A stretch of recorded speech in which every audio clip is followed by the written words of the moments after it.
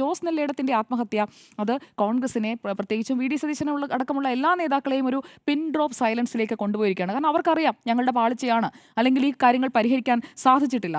ഈ മുള്ളൻകൊല്ലി എന്ന് പറയുന്ന സ്ഥലമുണ്ടല്ലോ, കോൺഗ്രസിന്റെ ശക്തി കേന്ദ്രമാണ്. വയനാട്ടിലെ ഏറ്റവും ശക്തി കേന്ദ്രങ്ങളിൽ പ്രധാനപ്പെട്ടത് ഏതെന്ന് ചോദിച്ചാൽ മുള്ളൻകൊല്ലിയാണ്. അവിടെയൊന്നും ഒരിക്കലും ഇടതുപക്ഷത്തിനോ അല്ലെങ്കിൽ ബി ജെ പിക്കോ ഒന്നും കടന്നു കയറി ഇൻറോഡ്സ് ഉണ്ടാക്കാൻ സാധിക്കാത്തവണ്ണം അവിടെ സാധാരണക്കാരായ മനുഷ്യർ, കോൺഗ്രസിനെ സ്നേഹിക്കുന്ന സാധാരണക്കാരായ മനുഷ്യർ ഉണ്ടാക്കിയെടുത്ത ഒരു ബേസാണ്.